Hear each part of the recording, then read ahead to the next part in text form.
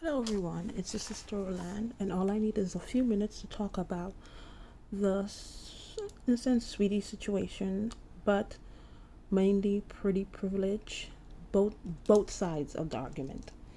And do I believe pretty privilege exists? Of course it does. If you don't think it exists, I don't know, you're probably living under a rock, or you just being dishonest. That's all. You just being dishonest, and you most likely part of the problem, not part of the solution. So, this is her name is Saweetie. Well, her stage name is Saweetie, but her whole name, hopefully I don't butcher it, probably will. Diamante Cueva Valentin Harper. That's her real name. So, I don't know a lot about her. I know that she dated Quavo from the Migos, and she did get a big McDonald's deal. They made a meal, inspired by her. I don't really know a lot about her, but she did had a performance at the iHeart Jingle Ball where she performed a song that I think she made back in 2018. Well, that's why she was saying Icy Season. So that was the song, and the performance didn't go well. As I'm not sure what happened. She didn't put much. Um, she didn't put as much effort that people expected her to put. I'm not sure if she didn't have time to practice, or maybe something that happened, because you never know what people go into. But like people have been dragging her, like in the sense, really talking about her, but mainly putting out there that is because she's pretty, she could get away with stuff like that. If it was Lizzo, if it was somebody else, people would be dragging her more. So people are more saying it's because she's pretty. But I looking at both sides of the argument. That's why I can't talk about her performance, because I really don't know anything about it. I'm just looking at the argument of the pretty privilege. That's what we're here to talk about. But since this situation came up, that's why I'm using her as the model for this topic. So, pretty privilege, because many people have experienced it for on a positive side and on a negative side, because there are people that have put in a lot of work. They master their job, they master their craft, they shine, they're very, very talented, but in sometimes they never reach where they need to be. They never get the opportunities that they should get, because sometimes they are overlooked because of somebody who may be prettier than them, or because somebody who's prettier than them and may be of another color. And this has happened. And people who say, oh no, it's because it wasn't you, this has happened because a lot of times the person who may get the opportunity is not even as much talented, probably don't even know as much as that person may know. And this could happen to a black person, Hispanic person, even seeing people of the same race. But because the other person may be looks more better, they are more marketable than you, they get that opportunity. So you could look at that. That's why a lot of people be upset, because sometimes some things that happen is just like a trigger to people, and it just brings them back. Like when they did good, sometimes even when they were smaller, when they practice every day to be the princess in the play, and then little Susie got the part and stuff like that. So sometimes trigger. So when you look at that, and then you could also look at people who you consider pretty, not all of them, think they're superior or benefit from the pretty. Some of them, it just happens to them because they just, God bless them with that beauty. And then but it's like more of a curse to some people. Some people may consider it a curse because, like, everywhere they go, people want to fight them. People think they want to take their boyfriend, they want to take their girlfriend. Because even if you see in the black community, when it comes to light skinned men, they always say light skinned men are soft and different things like that. They only have them around so they could get the ladies. And then I know of, I remember I heard Tony Gaskins had said, my big brother Tony Gaskins said that when he first met his wife, he said he had a problem. He told her that my only problem is because you're light skinned, and she was like, "You don't know what I've gone through." Say people have fought her just for being light skinned, thinks she wants their boyfriend, and she was not even into those stuff. So I know some girls, they go through those stuff. So that's another part. Is they don't want this. They just were born with the beauty, and then it's more like a curse for them because everywhere they go, they can't really make friends because they don't know if the person is truly their friend or not. Some people use them for different things like that. So not every pretty girl is benefiting them, but there are people that do benefit from pretty privilege, and they use it to their benefit. They know they are not qualified for certain positions. They know they do mediocre work, but the fact that they are pretty, or the fact they're pretty and they have contacts, they take advantage of that. Meanwhile, knowing somebody more qualified could benefit from that status, from that job or whatever, for them that opportunity, and then they just take it. But you can't. If I have an opportunity, that's human. Some people that's what they're gonna do. If they get an opportunity, they really not gonna let you get it before them. They will get it for themselves, to benefit themselves. So, but what it is, like I always say, no matter how you feel about yourself, whether you see you're pretty, whether you see you are whatever, ugly or fat or whatever it may be, it's because when you're a child, you don't know these things. It's an adult, or an adult through a child, that makes people aware that, hey, you're pretty, you could get this, you could get that. Hey, you're ugly, you're this, you're that, you won't go anywhere, this is not for you. You can't play with the kids because you're black. Because I had a friend, that's why he has problem with teachers, because all the teachers, when he was growing up, would always never let him play with the other children, because the other children were white and he was the only mixed child, and they would always tell him, say, you can't sit here. I know, it's crazy, but it's an adult or an adult through a child that makes us aware of who we are, what abilities we have, what characteristics we have, what we have that may not be uplifted in society. So today I posted on my Instagram this post. So here's the post that I posted on my business page. So this picture was taken like over 10 years ago. It was taken by a student photographer. I did not know when he was taking this picture. I came to find out, I went to go do something in the financial aid office at Miami-Dade, and then one of the workers told me, "Wow, you're famous." And she gave me the book and she said, "Look in this book." And then I saw this picture and I had this book ever since. But basically, gonna summarize what I posted, and I said, basically, children are so innocent. They are not aware of color or status until somebody points it out. Because I remember, I think it was an Instagram post or video of this little white boy, and he had a black friend, and he got a haircut. The black friend always had a bald cut.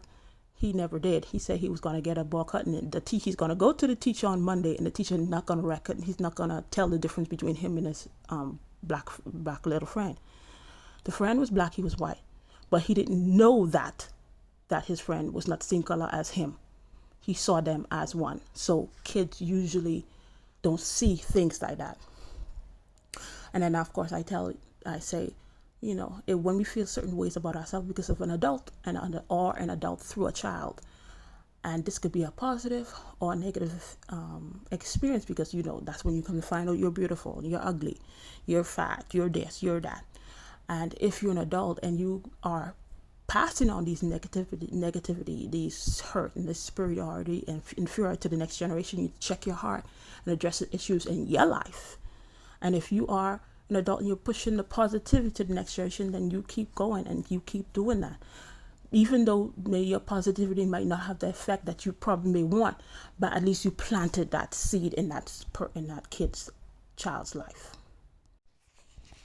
Okay, so when some of these adults do let a child know that they're pretty and different things like that, some children, it may not faze them. It doesn't change their character, it doesn't change anything about them, because they are confident, strong in who they are, and they probably already had knew that they were pretty from their parents or different things like that. So it doesn't do that. But some people, it may affect them in a different way, whereas they go out of their way to get compliments or do things to get the attention so people could tell them they're pretty and different things like that. Or they do not put in maximum effort in different things that they need to do, because then they know that their beauty will open doors for them, will open many doors as it has before. So that's another way to look at it also, how it can affect a person. And then you who may have experienced it on a negative part, where somebody tells you you're ugly or you're not good enough, your skin color is not what we're looking for. And then people could say, you don't fit what we're looking for. But some people go out of their way to make you feel inferior, to make you feel horrible about yourself. So when that happens, you're human, of course. Some people, that's like other people, that might bounce off you. It may not do anything to you because your parents somebody had already prepared you about people like this. So it doesn't do anything. It just, you use that as motivation. But other people, that may affect them in a negative way, where they start to feel inferior about themselves. They think they're not good enough. Some people, people may argue whatever but it's true. Some people, they slouch. They're not confident enough. They don't look you in the eye. They always try to avoid eye contact at any means and different things like that. And then it's like they're hiding from the world. They do things to cover up their faces and stuff like that, because somebody told them they were not good enough. Somebody told them they were ugly, and they didn't know how to bounce back out of that. So when people tell you things like that, yes, you're human, you're going to feel some type of way, and you're going to feel be depressed, be sad about it, because you're human.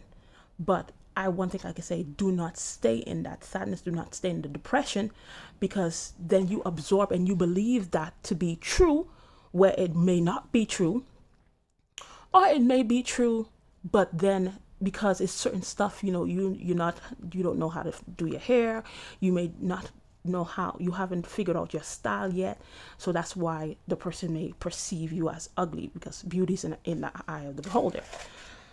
So when you experience something like that, you need to, that's why I don't know how other people do, but I stand on the word of God, like where he says that I'm beautifully, wonderfully made. Sometimes you have to go, and even if it's one verse, go and get the word of God and speak it over your life, because this may be unrelated, but it helped me when I was going through a period of unforgiveness. There were certain people that did things to me and I could not forgive them, but I needed to forgive them for my relationship with God, and of course for my health, because I almost had a stroke because of unforgiveness. That's a whole other story. But when I was going through that, what I did, when I wake up in the morning, in the afternoon, at night, before I go to sleep, I would listen to messages about forgiveness, and I listened to it, and then I prayed. Of course, I prayed, but listening, keep on hearing about forgiving, and I was able to do that. But it was a long process. Some people may do that for a week, and then they good, but I think it was like months, for days and days, because I had heard somebody who said they were sick, and that's what they did. So I say, let me apply it to unforgiveness. So that's why I say you could apply it. If you're feeling depressed and sad about yourself, you look for verses, and then you continue to play it, so it can get down in your spirit. So that's why I said that. So that helped me a lot. So if you find yourself going through that, speak the word of God of your life. And then if not, even if the word of God, you speak affirmations about, I am beautiful, I am good enough, my hair is good enough. That you speak those stuff over your life morning, day, and night until you start believing it.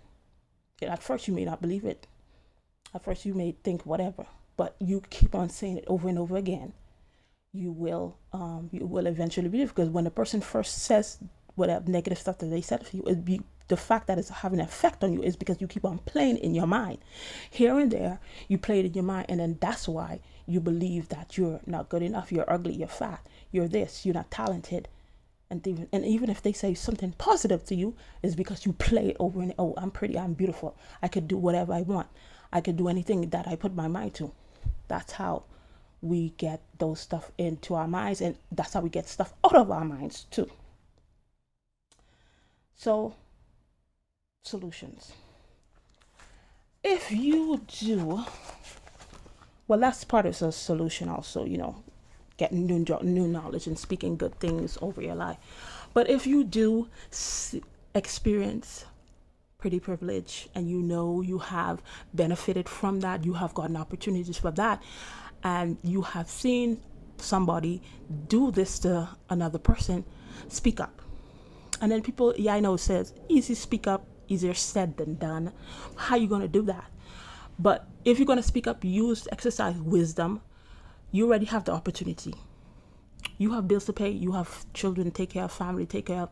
Don't mess up your opportunity by speaking up in the wrong manner, where it ends, you end up losing your opportunity. Exercise wisdom. But when you don't say anything, you reinforce that person's whatever behavior that they're displaying, that negative behavior. You reinforce that when you don't say anything. But you can't say something in effect like somebody, this person was supposed to get this opportunity, they didn't get it, you got it. And you could casually, I'm just giving examples a different way, casually gets asked, oh, why this person didn't get it. And if the person chooses to explain, then you say, wow, I thought she was talented. That's it. You don't have to go, oh, I thought she was talented, oh, this and that, and then boom, you end up losing your opportunity. Don't do stuff like that. Don't do stuff. Exercise wisdom where you will let the person know what they did was not right, but you still are able to keep your opportunity. But in some instances, you have to speak up and you have to let it know, whether you lose that opportunity at all. But this is not for everybody. Not everybody is going to do that. But I think when we speak up, we stop this type of behavior, and we show people this behavior will not be tolerated, and this is part of the problem. This is part of this cause divisions among us. This causes people to think that I'm superior, you're down here, I'm up here, and different things like that. And for my last two solutions, and also keeping us accountable, if you do get an opportunity and you are passed up or you're overlooked because you were not what they were looking for, because of certain prejudice, certain ideologies, know that place was not for you. That was not the place for you. And there's another place that's going to accept you the way you are. Because sometimes this is why bleaching is such a problem in a lot of communities. Because, since they didn't want to accept it, so we had to change. No, you need to know that's not the place for you. And if you don't give up, the opportunity that is yours, that is solely for you, will come your way if you don't give up. And another thing also I've seen, when we do get passed up, when we get overlooked a lot of times, and then we don't get over that, we don't bounce back, we tend to be resentful, bitter, and jealous. And that could be any race. And then we tend to lash out on somebody who may be innocent, or somebody who is experiencing this benefit from their beauty, but may not even want it. You may think that they want it, they don't want it, and then you want to fight them, you want to argue with them, you want to mark them as your enemy. That's not helping you either. That's still perpetuating the divide. So know that, hey, this was not the opportunity for me. This person is not, even if the person they knew what they were doing, but that's how they've been conditioned to be. That should not change the way you are. if that has made you bitter and resentful, then you will have a very hard time in life. And I'm telling you, you will have you if you're jealous, you're resentful, and you're bitter, even though it's because of, it's not your fault. You have done the work. You've put in the work. But bitterness and resentful will never open doors for you that needs to be open. And even if it do, that bitterness will always take you out of that. Don't let bitterness, jealousy, resentfulness, those stuff penetrate your heart, because they are destruction. So that's all I had to say on this situation. So thank you for watching, and I'll see you in another video. Bye.